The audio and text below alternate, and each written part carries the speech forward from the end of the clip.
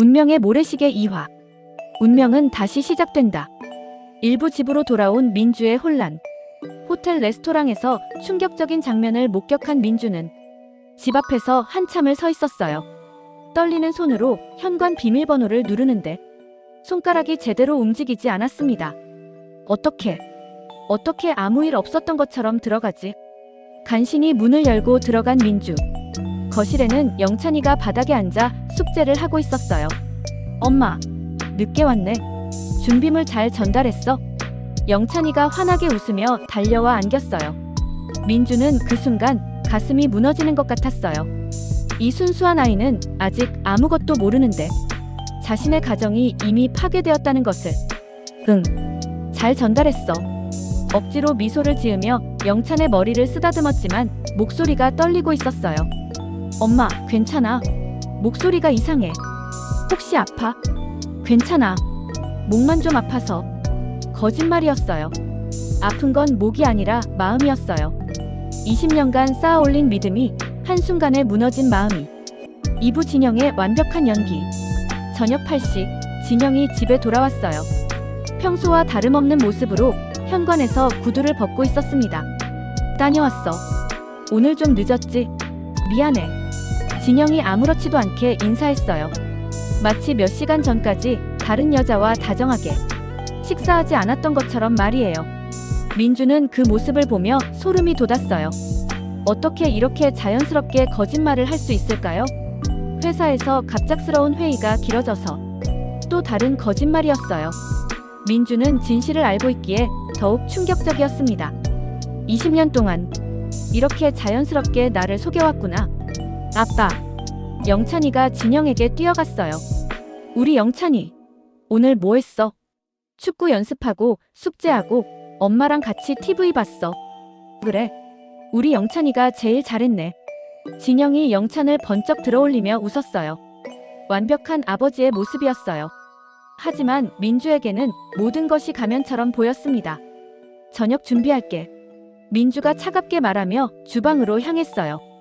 민주야, 뭔가 기분이 안 좋아 보이는데 무슨 일 있어? 진영이 이상함을 눈치채고 물었어요. 아니야, 그냥 피곤해. 민주가 뒤돌아서며 대답했어요. 하지만 속으로는 소리치고 싶었어요. 피곤한 게 아니라 당신이 역겨워. 3부 가면을 쓴 저녁 식탁. 저녁 식탁에 앉은 가족 3명.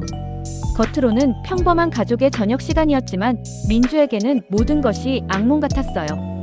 엄마가 만든 김치찌개 정말 맛있어. 영찬이가 맛있게 먹는 모습을 보며 진영이 말했어요. 우리 민주가 요리를 정말 잘해. 20년이 지나도 늘 감사해. 20년. 그 말이 민주의 가슴을 예리한 칼처럼 찔렀어요. 20년 동안 나만 바보였구나. 나만 진심으로 사랑했구나. 그래. 민주가 건조하게 대답했어요. 아빠, 내일 토요일인데 뭐 할 거야? 영찬이가 순수하게 물었어요. 아, 내일 사무실에서 야외 모임이 있어. 가족들도 함께 해도 된다는데 같이 갈래? 진영이 제안했어요. 민주의 숟가락이 멈췄어요. 순간 호텔에서 본 그 젊은 여자가 떠올랐습니다. 혹시 그 여자도 올까? 가슴이 두근거리기 시작했어요. 무서우면서도 한편으로는 궁금했어요. 누가 와? 사무실 사람들이랑. 새로 온 변호사들도 오고. 새로운 변호사? 응. 젊은 친구들이 몇 명 있어. 정말 똑똑한 애들이야. 진영이 자연스럽게 대답했어요. 민주는 그 젊은 친구들 중에 그 여자가 있을 거라는 확신이 들었어요. 그래. 가볼까? 정말? 좋아. 영찬이도 좋겠다. 그래, 가서 확인해보자. 그 여자가 누구인지, 당신이 얼마나 뻔뻔한지. 사부 같은 하늘 아래 다른 남자. 같은 시간, 서울 시내 한 고급 오피스텔. 넓은 거실에 혼자 앉아있는 남자가 있었어요. 이름은 선재, 나이는 40세. 정장을 벗고 와이셔츠 차림으로 소파에 기대어 있었습니다. 커피 테이블 위에는 비싼 위스키 한 잔과 낡은 사진 한 장이 놓여 있었어요. 고등학교 교복을 입은 소녀가 환하게 웃고 있는 사진이었습니다. 오늘도 또 헛것을 봤나? 선재가 사진을 집어들며 중얼거렸어요. 오늘 오후에도 길에서 비슷한 뒷모습을 보고 심장이 뛰어 쫓아갔지만 다른 사람이었어요. 지난 20년 동안 수없이 반복된 일이었어요. 너는 정말 그날 죽었을까? 내가 왜 이렇게 자꾸 헛것을 보는 걸까? 선재는 위스키를 한 모금 마시며 창밖의 야경을 바라봤어요. 누군가를 그리워하는 듯한 애절한 눈빛이었습니다. 오후 토요일, 운명적인 만남의 시작. 다음 날 토요일 오후, 한강공원. 진영의 사무실 사람들이 모여 바비큐 파티를 열고 있었어요. 민주는 진영과 영찬과 함께 도착했어요. 많은 사람들이 모여 있었고 화기애애한 분위기였습니다. 하지만 민주의 마음은 전혀 편하지 않았어요. 호텔에서 본 그 여자를 찾고 있었거든요. 민주야, 우리 사무실 사람들 소개할게. 진영이 한 명씩 소개해주기 시작했어요. 그때였어요. 민주의 시선이 한 곳에 멈췄습니다. 멀리서 걸어오는 젊은 여성. 긴 생머리, 세련된 원피스, 우아한 걸음걸이. 바로 며칠 전 호텔에서 본 그 여자였어요. 민주의 심장이 격렬하게 뛰기 시작했어요. 손바닥에 땀이 날 정도로 긴장되었습니다. 6부 나경과의 재회 마이너스 완벽한 연기. 그 여성이 점점 가까이 오고 있었어요. 진영을 발견한 그녀의 얼굴에 환한 미소가 떠올랐습니다. 진영 선배님, 여기 계셨네요. 그녀가 다가오며 밝게 인사했어요. 그때 영찬이가 그녀를 알아보며 소리쳤어요. 아줌마. 어제 봤던 아줌마네. 순간 공기가 얼어붙는 것 같았어요. 민주의 심장이 쿵 내려앉았습니다. 하지만 진영이 재빨리 말했어요. 아, 맞다. 어제 영찬이랑 함께 밥 먹었을 때 나경이도 우연히 같은 호텔에 있었지. 네, 정말 우연이었어요. 혼자 식사하고 있는데 선배님 가족을 봐서 인사드렸거든요. 나경이 자연스럽게 맞장구 쳤어요. 민주는 그들의 완벽한 호흡에 소름이 돋았어요. 마치 미리 짜고 친 것 같았거든요. 아, 나경아. 우리 가족 제대로 소개할게. 진영이 태연하게 말했어요. 내 아내 민주, 그리고 아들 영찬이야. 안녕하세요. 김나경이라고 해요. 나경이 밝게 인사했지만 민주를 바라보는 눈빛에는 묘한 기색이 있었어요. 안녕하세요. 민주도 짧게 인사했어요. 하지만 온몸에 긴장이 흘렀습니다. 와, 영찬이. 어제보다 더 잘생겨 보인다. 나경이 영찬에게 다가가며 말했어요. 아줌마도 예뻐요. 어제 맛있는 거 사줘서 고마웠어요. 영찬이의 순수한 말에 민주는 더욱 확신했어요. 어제 정말 함께 있었구나. 7부 은밀한 신경전. 와, 영찬이 정말 귀엽네요. 아빠 닮아서 잘생겼어요. 나경이 영찬에게 다가가며 말했어요. 그런데 민주는 그 순간을 놓치지 않았어요. 나경이 아빠 닮아서라고 할 때의 자연스러운 어조와 친밀한 시선을. 이미 우리 가족에 대해 다 알고 있구나. 아줌마 예뻐요. 영찬이가 순수하게 대답했어요. 고마워, 영찬아. 아줌마가 나중에 맛있는 거 사줄게. 나경이 영찬의 머리를 쓰다듬으며 말했어요. 민주는 그 모습을 보며 소름이 돋았어요. 마치 이미 가족인 것처럼 행동하는 나경. 나경 씨는 언제부터 저희 남편과 일하셨어요? 민주가 조심스럽게 물었어요. 6개월 정도 됐어요. 선배님께서 정말 많이 도와주셨거든요. 나경이 의미심장한 미소를 지으며 대답했어요. 6개월. 민주의 머릿속에서 퍼즐 조각들이 맞춰지기 시작했어요. 6개월 전부터 늦어지기 시작한 진영의 퇴근 시간, 갑자기 늘어난 회식과 출장들. 그동안 선배님께서 정말 많은 걸 가르쳐 주셨어요. 일적으로도, 그 외에도. 나경의 말에 담긴 이중적 의미를 민주는 정확히 포착했어요. 두 여자의 시선이 다시 한번 날카롭게 마주쳤습니다. 8부 영찬의 위험한 순간. 점심을 먹고 사람들이 흩어져 있을 때 영찬이는 다른 아이들과 축구를 하고 있었어요. 민주는 나경의 존재 자체만으로도 머릿속이 복잡해서 영찬을 제대로 보지 못했어요. 어제 호텔에서 본 바로 그 여자. 그리고 지금 자연스럽게 가족들과 어울리는 모습. 영찬아. 패스. 친구가 공을 찾는데 공이 강 쪽으로 굴러갔어요. 내가 가져올게. 영찬이가 공을 쫓아 뛰어갔어요. 하지만 공은 경사진 강변으로 계속 굴러갔고 영찬이도 그것을 따라 위험한 곳까지 가게 되었어요. 갑자기 발을 헛디딘 영찬이. 강으로 떨어질 위기에 처했어요. 아! 영찬이가 비명을 질렀어요. 그 순간 누군가 번개같이 달려와서 영찬이를 잡아당겼어요. 괜찮아? 낯선 남자가 영찬이를 안전한 곳으로 끌어올리며 물었어요. 구부 선재와 영찬의 만남. 그 남자는 우연히 한강공원을 지나가던 선재였어요. 운동을 하러 나왔다가 아이의 비명 소리를 듣고 반사적으로 달려온 것이었습니다. 다칠 뻔했네. 괜찮아? 선재가 다정하게 영찬의 옷을 털어주며 물었어요. 네. 고맙습니다, 아저씨. 영찬이가 깊게 인사했어요. 이름이 뭐야? 박영찬이에요. 영찬이구나. 나는 이선재라고 해. 선재 아저씨. 정말 고마워요. 그때 영찬이의 축구공이 또 다른 곳으로 굴러갔어요. 아, 공이. 내가 가져올게. 선재가 공을 주워와서 영찬에게 주었어요. 우와, 아저씨 축구 잘하시네요. 조금 할 줄 알지. 영찬이도 축구 좋아해? 네, 정말 좋아해요. 둘은 자연스럽게 공을 주고받으며 놀기 시작했어요. 선재는 이상하게도 이 아이가 마음에 쏙 들었어요. 10부 아슬아슬한 첫 번째 엇갈림. 영찬아.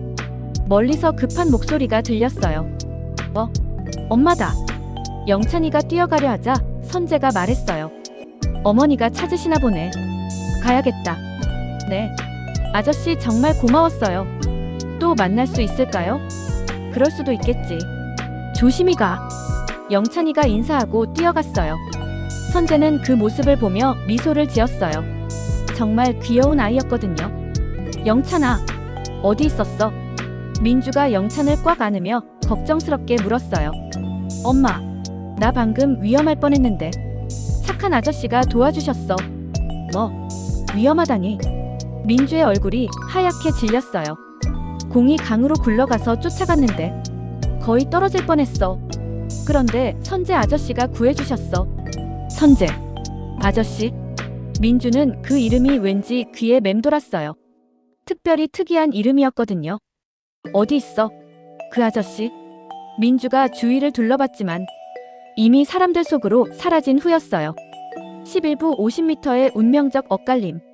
선재는 주차장으로 향하고 있었어요. 좋은 일을 했다는 뿌듯한 마음으로 차에 타려는 순간 멀리서 여자 목소리가 들렸어요. 영찬아, 그 아저씨 정말 고마운 분이네. 그 목소리를 들은 선재는 순간 멈췄어요. 어디서 들어본 것 같은, 아니, 분명히 익숙한. 이상하다. 왜 이렇게 익숙하게 들리지? 하지만 그럴 리가 없다고 생각하며 고개를 저었어요. 가야지. 선재의 차가 출발했어요. 그때 민주가 영찬의 손을 잡고 주차장 쪽으로 걸어오고 있었어요. 불과 50m 차이. 두 사람은 그렇게 또다시 엇갈려 버렸습니다. 만약 선재가 몇 분만 늦게 갔더라면, 만약 민주가 조금만 더 빨리 왔더라면, 운명은 때로 이렇게 잔인하게 엇갈리곤 했어요. 12부 나경의 정교한 심리전. 모임이 끝나갈 무렵 나경이 민주에게 조용히 다가왔어요. 선생님, 잠깐 이야기할 수 있을까요? 민주의 심장이 빨리 뛰기 시작했어요. 드디어 본격적인 대면이 시작되는 것 같았거든요. 무슨 이야기요? 강가 벤치에 앉은 두 여자. 표면적으로는 평화로워 보였지만 공기 중에는 긴장감이 흘러넘쳤어요. 나경이 먼저 입을 열었어요. 혹시 며칠 전에 시내 호텔 근처를 지나가신 적 있으신가요? 그 순간 민주의 피가 얼어붙는 것 같았어요. 하지만 겉으로는 태연함을 유지했습니다. 호텔이요? 왜 그런 걸 물으시죠? 아, 혹시 착각인가 싶어서요. 비슷한 분을 본 것 같아서. 나경의 입꼬리에 미묘한 미소가 떠올랐어요. 민주는 직감했어요. 이 여자는 내가 봤다는 걸 알고 있어. 그런데 말이에요. 나경이 말을 이었어요. 선생님은 진영 선배님과 언제부터 아셨어요? 20년 전부터요. 와, 정말 오래됐네요. 나경이 감탄하는 척했지만 눈빛은 차가웠어요. 저는 6개월 전부터 선배님과 정말 많은 시간을 함께 보냈거든요. 많은 시간을 함께. 그 말 속에 담긴 의미를 민주는 정확히 알아챘어요. 일 때문에 많이 바쁘셨을 텐데 민주가 조심스럽게 떠보며 말했어요. 일도 일이지만 선배님이 개인적으로도 많은 고민이 있으셨거든요. 나경이 의미심장하게 말했어요. 고민이요? 네. 가정에 관한 고민들. 13부 폭탄 같은 한마디. 나경이 잠시 민주의 반응을 살펴보더니 더욱 직접적으로 말했어요. 선배님께서 말씀하시길 요즘 집에서 소통이 잘 안 된다고 하시더라고요. 민주의 손이 미세하게 떨렸어요. 20년이나 함께 살다 보면 서로 너무 익숙해져서 새로운 감정을 느끼기 어렵다고. 나경의 말 한마디 한마디가 민주의 가슴에 비수처럼 꽂혔어요. 그런 얘기를 당신한테 했다고요? 민주의 목소리가 살짝 떨렸어요. 네. 저희는 정말 가까운 사이거든요. 나경이 가까운이라는 단어에 특별한 강조를 두며 말했어요. 그 순간 민주는 모든 걸 확신했어요. 이 여자와 진영이 단순한 동료가 아니라는 것을. 그래서 선배님께서 요즘 많이 힘들어하세요. 어떻게 해야 할지 모르겠다고. 나경의 마지막 말에 민주는 더 이상 참을 수 없었어요. 14부 집으로 돌아가는 차 안의 미묘한 긴장. 차 안은 겉으로는 평화로워 보였지만 민주의 마음은 전혀 그렇지 않았어요. 영찬이는 뒷자리에서 신나게 말하고 있었어요. 아빠, 오늘 정말 재미있었어. 아, 그리고 어떤 아저씨가 나한테 축구공 주워주셨어. 어떤 아저씨? 진영이 운전하면서 물었어요. 공이 강 쪽으로 굴러갔는데 내가 따라가다가 거의 떨어질 뻔했거든. 그런데 어떤 아저씨가 나를 구해주고 공도 주워주셨어. 그래? 다행이네. 조심해야지. 그 아저씨랑 축구도 했어. 정말 잘하셨어. 진영이 백미러로 영찬을 바라보며 웃었어요. 우리 아들 아빠 말고 다른 아저씨랑 축구하면 안 되는데? 질투날 것 같은데? 에이, 아빠가 제일 좋아. 하지만 그 아저씨도 좋았어. 영찬이의 순수한 말에 진영이 웃었지만 민주는 전혀 웃을 수 없었어요. 머릿속은 온통 나경과의 대화로 가득했거든요. 오늘 재미있었지? 아까 나경이랑 따로 얘기하는 것 같던데 나경이 어땠어? 진영이 다시 물었어요. 민주는 그 질문에 속이 뒤틀렸어요. 그냥 괜찮더라. 당신한테 많이 배웠대. 그래? 참, 그 녀석도. 진영이 피식 웃었습니다. 아무튼 걔랑 함께 맡은 일이 많아. 당신도 앞으로 자주 만나게 될 거야. 자주 만나게 될 거야. 그 말이 민주의 가슴을 후벼 팠어요. 15부 밤, 그리고 결정적 순간. 그날 밤 민주는 침대에 누워 있었지만 잠을 이룰 수 없었어요. 천장을 바라보며 하루 종일 일어났던 일들을 머릿속으로 반복하고 있었습니다. 호텔에서 본 충격적인 장면, 나경과의 첫 만남에서 느꼈던 낯선 기류, 그리고 영찬을 통해 확인된 그들의 만남. 어제보다 더 잘생겨 보인다. 어제 맛있는 거 사줘서 고마웠어요. 옆에서는 진영이 편안하게 잠들어 있었어요. 규칙적인 숨소리를 내며 민주는 그 모습을 바라보며 복잡한 감정에 휩싸였어요. 어떻게 이렇게 편안하게 잘 수 있지? 양심이라는 게 있기는 한 걸까? 분노와 배신감, 그리고 깊은 서글픔. 20년 동안 쌓아올린 모든 것이 한순간에 무너지는 느낌이었어요. 그때였어요. 진영의 휴대폰에서 메시지 소리가 울렸습니다. 민주의 심장이 뛰기 시작했어요. 이 시간에 누가 문자를 보낸 걸까요? 진영은 여전히 깊이 잠들어 있었어요. 휴대폰은 침대 옆 테이블에 놓여 있었습니다. 민주는 망설였어요. 남편의 휴대폰을 몰래 보는 것은 신뢰의 문제였거든요. 하지만 이미 신뢰는 깨어져 버렸잖아요. 민주는 조심스럽게 몸을 일으켜 진영의 휴대폰을 집어들었어요. 화면에 나타난 메시지. 나경 오빠, 자기 와이프 오늘 처음 봤네. 같이 못 있어서 너무 아쉬웠어. 유유. 자기랑 단둘이 볼 생각하니 벌써 설레. 민주의 손이 심하게 떨리기 시작했어요. 오빠, 자기라는 애칭에 하트와 키스 이모티콘까지. 이것은 명백한 불륜의 증거였어요. 더 충격적인 것은 자기 와이프라는 표현이었어요. 마치 민주를 경쟁 상대로 여기는 듯한. 민주는 더 확인하고 싶었지만 휴대폰에 잠금이 걸려 있었어요. 하지만 이 한 통의 문자만으로도 모든 것이 명확해졌습니다. 진영이 정말로 바람을 피우고 있다는 것을, 그리고 나경이 얼마나 뻔뻔한지도. 민주는 휴대폰을 조심스럽게 제자리에 놓고 다시 누웠어요. 하지만 이제는 정말로 잠들 수 없었어요. 온몸이 분노로 떨리고 있었거든요. 이제 어떻게 해야 하지? 민주는 마침내 남편의 불륜을 확신하게 되었습니다. 나경의 노골적인 문자 메시지는 모든 의혹을 분노로 바꾸어 놓았어요. 과연 민주는 이 배신을 어떻게 응징할까요? 그리고 영찬을 구해준 선재와는 어떤 인연이 있는 걸까요? 3화도 놓치지 마세요. 구독과 좋아요 잊지 마세요.